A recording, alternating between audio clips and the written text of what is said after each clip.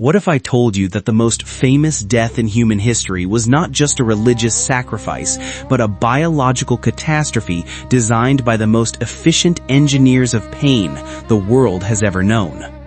In our last episode, we sat at the table of the Last Supper. We analyzed the lunar cycles of Nisan 14 and the psychology of a final meal. But today, the sun has risen over a tense Jerusalem. The atmosphere is no longer one of ritual, it is one of state-sanctioned execution.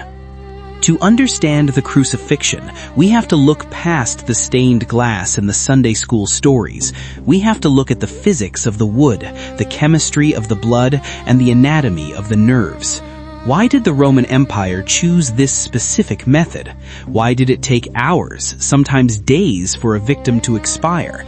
And what does modern forensic science tell us about the blood and water that flowed from a pierced side?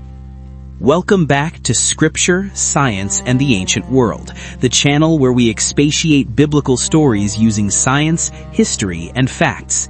Today we are performing a forensic autopsy on the event that changed the calendar. If you're ready to see the intersection of faith and hard facts, hit that subscribe button. Let's go to Golgotha. Before the cross ever touched the ground, the biological clock began to tick.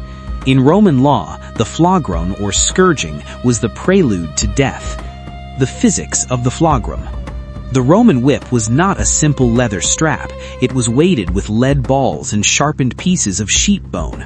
From a physics perspective, this created a dual-action trauma. The lead balls caused deep tissue contusions and internal bruising, blunt force trauma, while the bone fragments acted as hooks, causing extensive lacerations. The biological impact. As the skin of the back was shredded, the victim entered the first stage of hypovolemic shock. This occurs when the body loses a significant amount of its blood or fluid supply, making it impossible for the heart to pump a sufficient amount of blood to the body. Medical context. By the time Jesus was handed the crossbeam, the patibulum, his heart rate would have been skyrocketing, a condition called tachycardia. His kidneys would have begun to shut down to preserve fluid. This explains why, according to the historical record, he was physically unable to carry the 75 to 100 pound beam to the site of execution. The body was already failing. We reach the hilltop. The Roman soldiers prepare the site.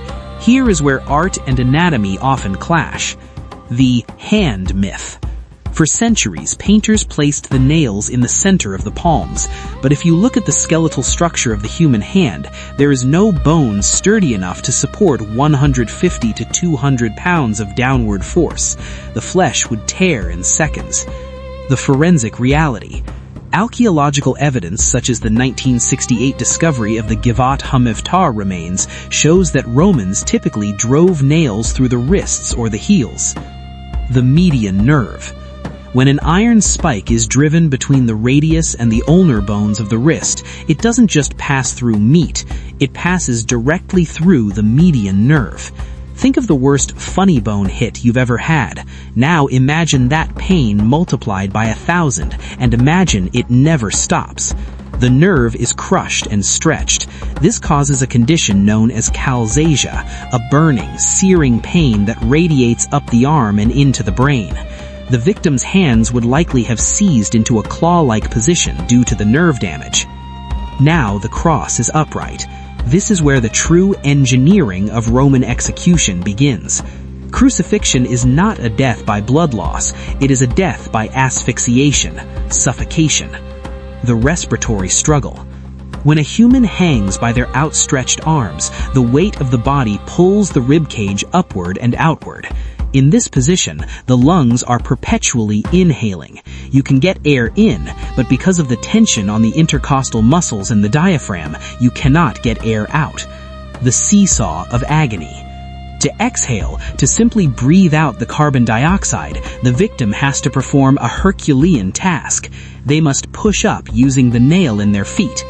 Pushing up, this relieves the tension on the chest, allowing a gasp of air, but it grinds the raw, scourged back against the rough wood of the cross and puts the full body weight on the crushed nerves in the feet.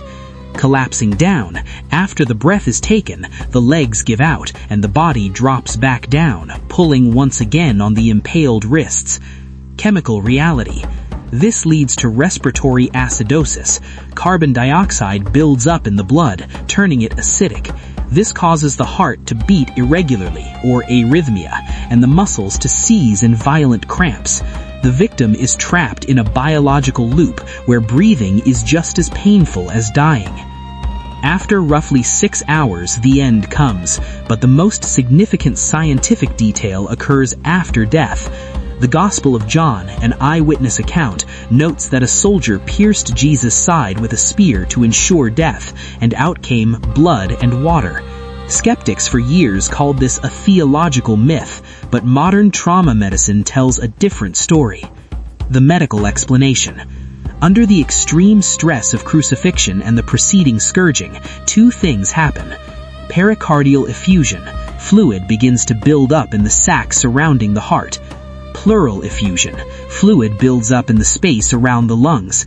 When the spear entered the chest cavity, likely through the right side, piercing the lung and the heart, the clear fluid, the water, would have drained out first, followed by the dark, heavy blood from the heart's chambers. The forensic conclusion. This phenomenon confirms that the victim didn't just faint or swoon. This was a terminal event. The heart had literally failed under the pressure of the fluid buildup. This is a level of medical accuracy that a first-century writer would have no reason to invent. They simply recorded what they saw, and science 2,000 years later confirmed its reality. We have walked through the trauma. We have analyzed the nerves. We have measured the oxygen levels. Science gives us the how. It shows us a man enduring a biological nightmare that should have broken the human spirit in minutes. But history gives us the what. It tells us that from this site of extreme biological failure, a movement was born that redefined the ethics, the laws, and the hope of the Western world. Was it just a Roman execution, or was it, as we explored in the Last Supper, a calculated moment where the laws of biology met the laws of a higher kingdom? The cross stands at the perfect intersection. It is the point where the most brutal realities of our physical world meet the most profound claims of our spiritual world. Thank you for joining me on this forensic investigation. If this deep dive changed the way you look at history, share this video. The more we look at the facts, the more incredible the story becomes. Next step. In our next episode, we are going to look at the archaeology of the empty tomb.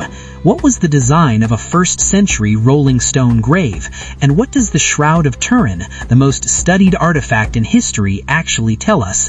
Until next time, keep seeking, keep questioning, and keep exploring the intersection of scripture, science, and history. Thank you.